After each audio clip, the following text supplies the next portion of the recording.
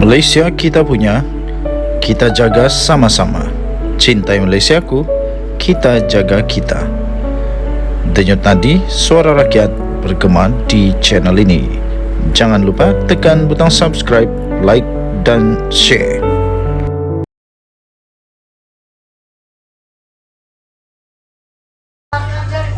Salam sejahtera Malaysia, denyut nadi suara rakyat bergema di channel ini.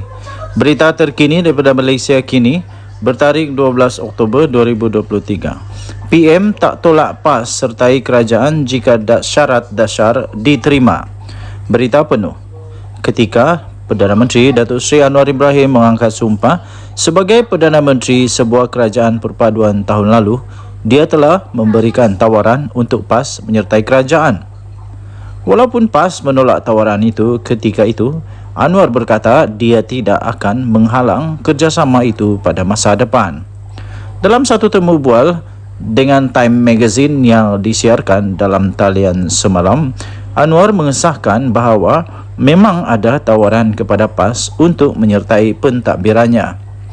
Tentang sama ada kita bersedia untuk melibatkan diri dengan mereka, sudah tentu kita lakukan. Kita mesti, katanya. Tambah Datuk Seri Anwar Ibrahim lagi, dan saya telah menghantar jemputan kepada mereka. Ya, saya telah terbuka dengan idea itu sejak awal, katanya. Tambahnya lagipun ini adalah kerajaan perpaduan dan kita mahu melakukan yang terbaik untuk negara kita, katanya.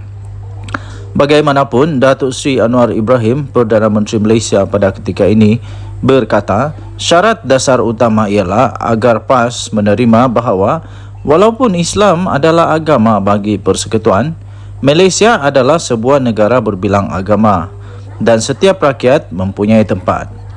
Ditanya apakah jawapan PAS, Datuk Seri Anwar Ibrahim mendakwa tidak ada penolakan yang jelas maupun respon yang positif.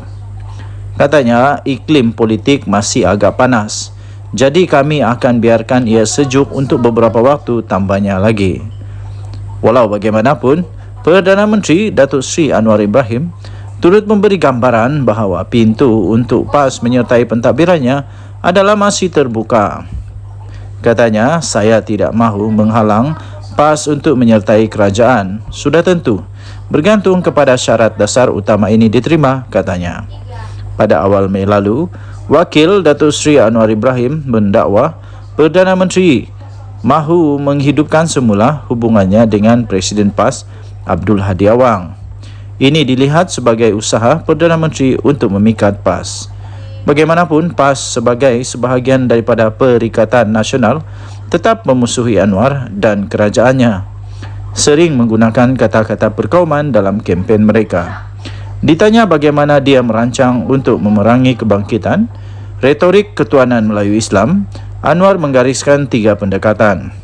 Katanya, pertama, pembangunan ekonomi sistem yang lebih adil dan saksama supaya tiada masyarakat atau sebahagian negara dilihat diabaikan atau dipinggirkan.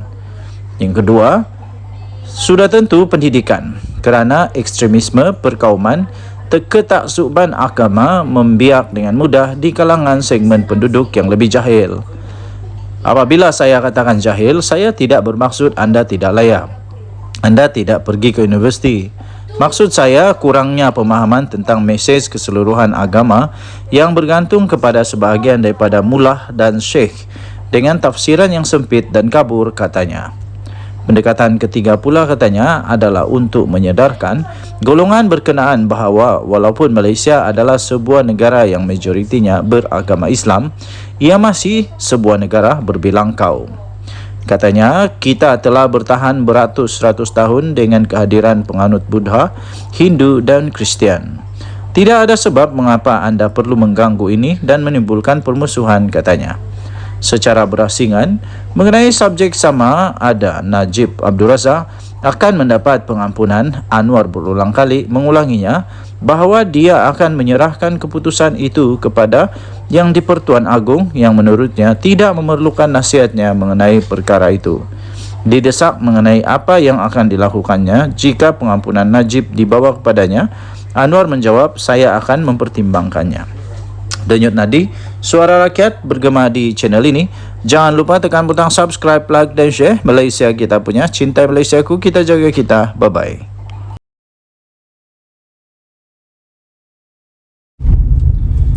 Salam sejahtera Malaysia, Denyut Nadi, suara rakyat bergema di channel ini. Okey, pagi ini sekali lagi sarapan dalam kereta.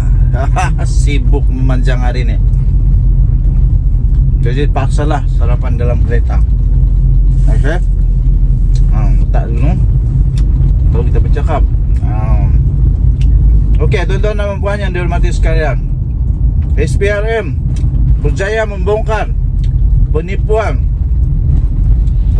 bernilai 100 juta ringgit Malaysia. Ini pasti bikin pening banyak orang lah. Pasti bikin pening banyak orang. Pasti ramai yang akan meroyan. Kita tengoklah. Lepas ni ada orang tak lagi yang kata Perdana Menteri Datuk Seri Anwar Ibrahim ni kejam, keji. Zalim. Berani buat, berani tanggung lah. SPRM telah pun berjaya membongkar penipuan pembekalan beras berjumlah 100 juta ringgit Malaysia. Pembekalan beras tidak dapat dibuat walaupun pembiayaan RM30 juta ringgit Malaysia telah pun diperoleh menggunakan kontrak tersebut. Ini maksudnya tipu lah ni. Sembunyi kawan. Suruhanjaya Pencegahan Rasuah Malaysia SPRM membongkar kegiatan penipuan sebuah syarikat pembekalan beras di Kedah. Peninglah kepala Sanusi nak jawab lepas ni. Sanusi nanti kena jawab juga ni.